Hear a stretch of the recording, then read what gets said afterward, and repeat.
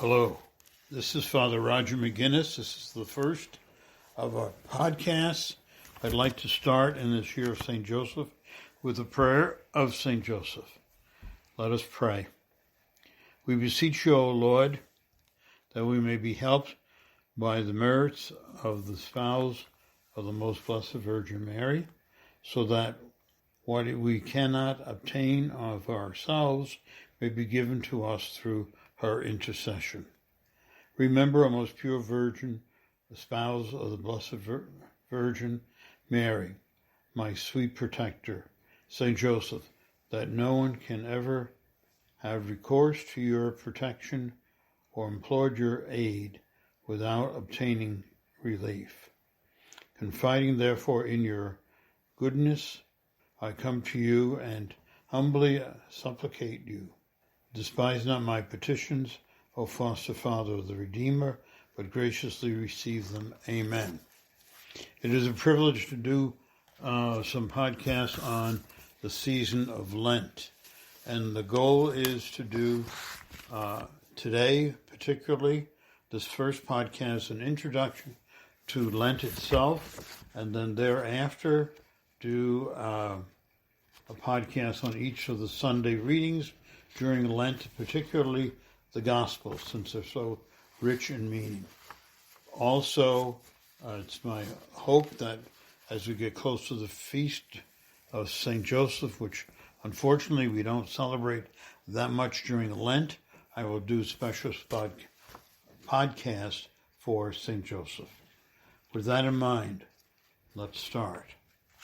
What is your thoughts about Lent itself? People have many different opinions of Lent. For some, it just marks theoretically, hopefully, the beginning of springtime, and we go from there. For others, it's a time of giving up certain things. And for many, it's a time of getting ready for Easter. Now, all of those ideas are good, except that I think the real purpose behind Lent for all of us is a time of renewal through the season of Lent, which includes the passion, death, and resurrection of Jesus. The better our Lenten season is for us as individuals, the richer will be Holy Week and the resurrection of Christ. I see Lent as the most important liturgical season of the year. Lent is the fulfillment of prophecy through the ages, a time of conversion and transformation, and a preparation for sharing in the Easter mysteries. That phrase, a time of conversion and transformation, is very important because all of us, no matter how good or bad we are, need moments of conversion in our lives. And those moments can transform us from mediocrity to a depth of spirituality that we've not had before. Easter celebration is the celebration of new life. Lent, historically, theologically, and spiritually, helps us to prepare for that. We don't want to get bogged down with Lent, except that it is a preparation. Just like you prepare your house during Advent for Christmas, and you take the springtime to clean up your house, Lent is a time to look at who we are, what have we been doing, and what do we need to do to move forward in faith, hope, and love. Ash Wednesday is the beginning of Lent. I'm going to speak in a few minutes about the themes that come up through the first 4 days of Lent: Wednesday, Thursday, Friday, and Saturday. I'm going to use the Jesuit model that they are dispositional days. In other words, many times people don't even think about getting ready for Lent until it's actually there. So, Church in its wisdom has given us 4 days before the first Sunday of Lent in order that we might think about, ponder what we are about to do. Now, Lent is not so much what you do, but what you become. And I think this is very important. People of all ages say, well, I can't do this and I can't do that. But you can become. And how do you become holier, saintly? You become that way because you spend time with the Lord during the season of Lent. It's very important for us to spend time. Why do you think, or in addition to fasting during Lent, we give up things in order that we create a space or room for Christ to enter into our lives? Now, if we were to look at the Ash Wednesday readings, it emerges in different themes. The first theme comes out of the reading for Ash Wednesday itself: prayer, fasting, and almsgiving. A second theme that comes from the following reading is to choose a life, to take up the cross and follow me. And certainly this year has proven that the cross exists in our own lives, and we want to be an imitation of Jesus, carrying the cross. And yes, like him, we can fall, but he got up each time. The next theme is let your light shine before all people, doing the good works of mercy. I think it's the reading for the Saturday after Ash Wednesday, when it actually gives us the spiritual and corporal works of mercy, or at least alludes to them. One of the keys of Lent is a change of heart. He used to use a Greek word called metanoia, but a change of heart means that what we have been working on during Lent to improve our spiritual life becomes an integral part of our journey with the Lord. In other words, I always say this, and I realize that it's a big challenge, that whatever you give up for Lent, because it's in your way of allowing Jesus to enter your life, stays given up, period. That may sound tough, but it's a challenge. So we give up something, it's because it's in the way of God. And we create a space for God, for Jesus, the Holy Spirit to move into our lives. A final word about the beginning of Lent is the first Sunday of Lent. The gospel is the temptation of Jesus, followed by the next Sunday, which is the Transfiguration. What we want to do eventually is ponder why, if Jesus was so good, that he was tempted. And then what was the Transfiguration for? Was this a thing to highlight Jesus or to give people a sense of hope? Keeping in mind, Lent is not so much what we do, but what we become. And that's very important.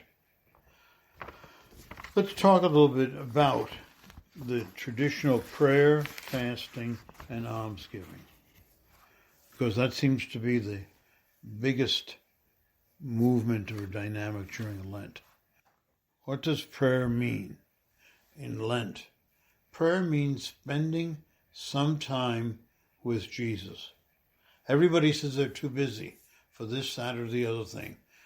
For the prayer during Lent, I suggest, yes, you might have your favorite formal prayer, like the Rosary or the Stations or something like that.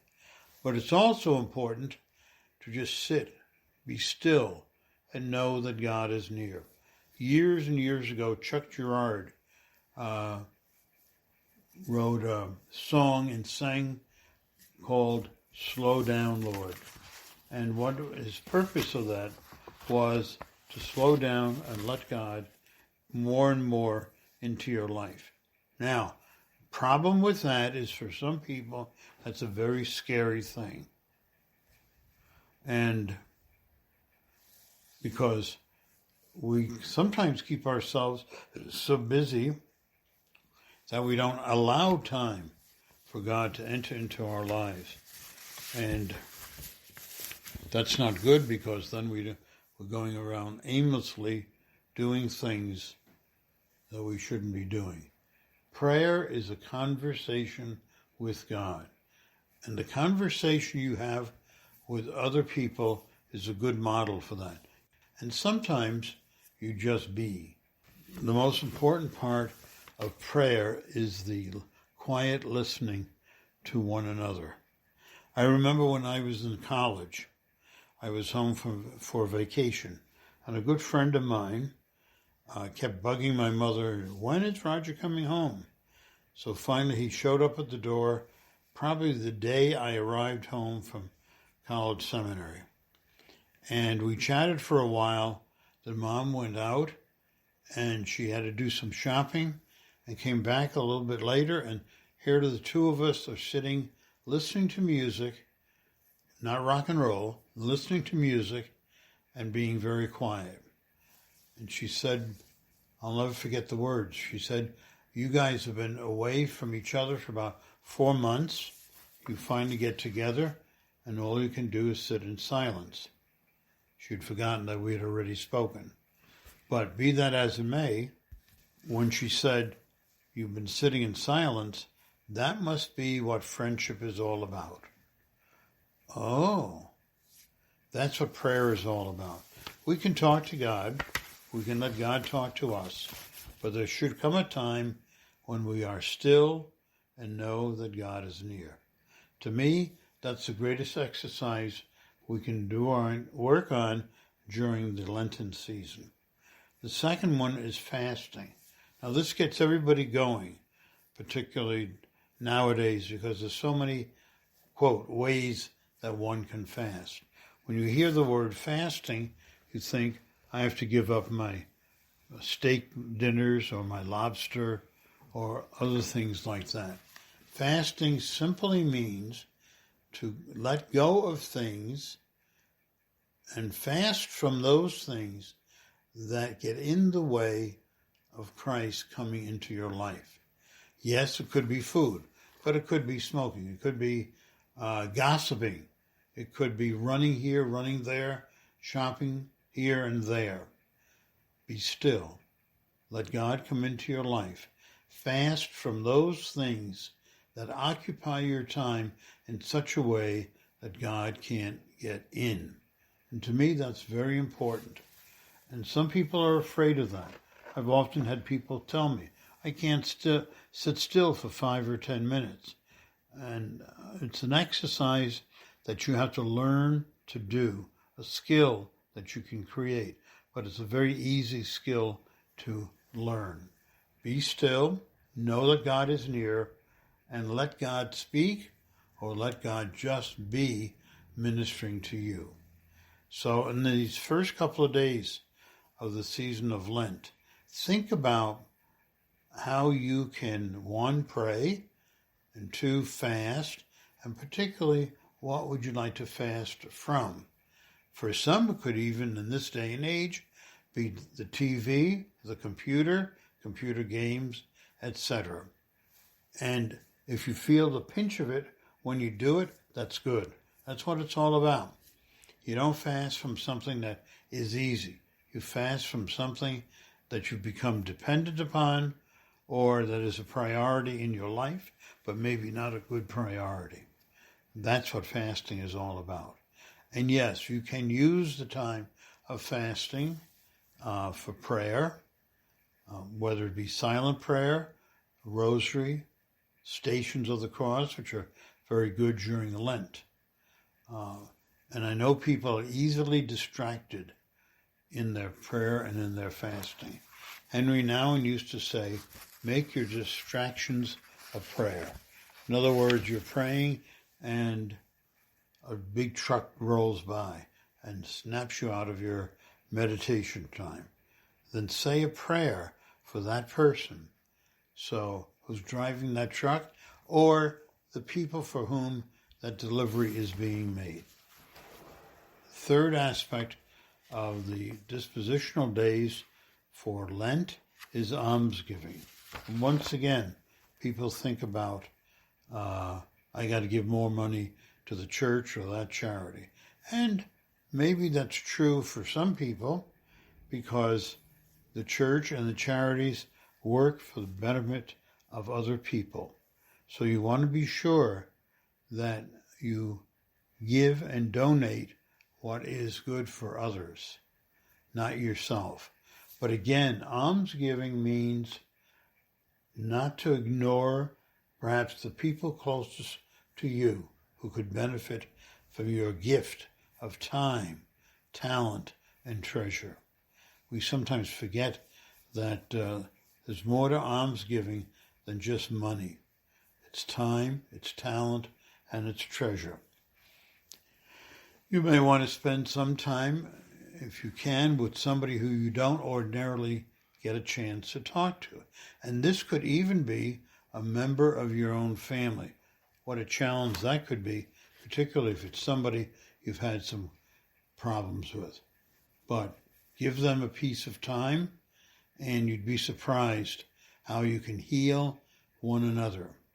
Almsgiving also means going out, reaching out to help others. A lot of churches during Lent have special offerings and meals for people who are in need. You might want to help by donating some time for that. And I don't say in almsgiving, by the way, this may sound funny, it's not sitting down writing a check for the food pantry. It's going to the food pantry. It's laboring for an hour or two. Yes, you can give them a donation, but at the same time, don't think that just the donation takes care of your almsgiving. Get your hands dirty. As Pope Francis tells us, we need to smell the sheep. In other words, realize who is in need, what you can do for them, and realizing that what you do for another is also helping you in your relationship with God. So those are the first themes that come across on the readings for Ash Wednesday. One of the phrases that's in one of the early readings of Lent is, "Rend your hearts and not your garments." Don't do things for a show. If you find it a struggle to give up something, to change your way of life, to ask for forgiveness, and you find that difficult, that's good. That's what Lent is all about. Because when you do that, you will discover that your life becomes better in terms of your relationship with God. And we say, rend your heart, not your garments, because that's where imperfection, sin lies within us. And we call it a change of heart in a sense that we have to do something about that. Other themes that come out during Lent, particularly in the first week of Lent, first 4 days, is to choose life. That's a challenge. I'm not talking here necessarily about pro-choice or pro-this or pro-that. Choose life means you choose to live according to the will of God. Find in you that which is the will of God and do it. Don't run away from it. So what does that mean? It means to choose to live according to God's will, the commandments, and the spiritual and corporal works of mercy. I often have people say to me, when I die, what am I going to be judged on? And I keep saying, Matthew 25, when I was naked, you clothed me. When I was hungry, you fed me. When I was alone, you came to visit me, etc., etc. That's the final judgment, you might say, for each and every one of us. In addition to that, during Lent, we are invited to take the cross and follow Jesus. Without the cross, I've heard people say there is no crown. You can link those together. If you want to be strong with Jesus, if you want to follow him closely, take the cross. We live in a society that does not want to have any pain or suffering. I call it the antiseptic society. Sacrifice is painful, so isn't the cross. Put them both together, and it's a way of salvation.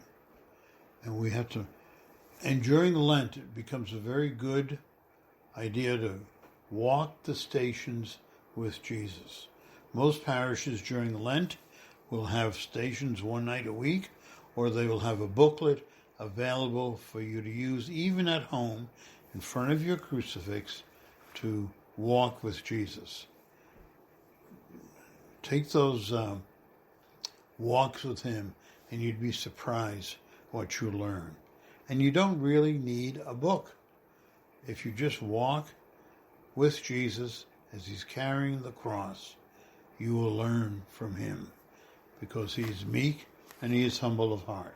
As we walk through the stations, we come to a better understanding of what Jesus did for us. And after you complete the 14th station, when Jesus is laid in the tomb, it's good to sit quietly and ponder what takes place.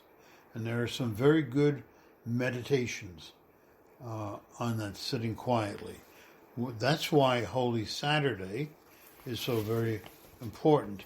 And yet it's a day in which we have no services until the Easter Vigil at night. Sitting and being still helps us to ponder what is it that Jesus did. Not for the church only, but for you, for me, personally. It's a way of meeting Jesus in a different way. Today we are so busy in our society and in our life that we don't have time to meet Jesus. How many times do you meet Jesus in a day and you walk right past him and you're not sure who he is? I think many of us have had, thank God, the opportunity to meet Jesus in some very interesting ways that we least expected. And I think that's important for us to keep that in mind. Jesus gives us the same invitation that he gave to the apostles. Come and follow me. And when we do that, we cannot carry a lot of burdens with us, a lot of stuff, I should say. We have to leave things behind, follow Jesus, and he will fill us with his love and his mercy. The remaining themes of temptation and transformation I'm going to leave for another podcast. So let me just conclude this way. One of the things I'd like to do at the end of each of these sessions, as we get into it, we need models of holiness in our lives. Recently, the church has beatified or canonized some young people, names you probably have not even heard of. And yet I'm going to share those with you. When I was younger, many years ago, our heroes were given to us as St. Dominic Savio, St. Maria Goretti, St. Bernadette Subiru, the children of Fatima, Jacinta, Francesco, and Lucy. I hear, and I've discovered this recently, that those names, although very, very, very good, do not necessarily connect with our current generation that moves so very fast.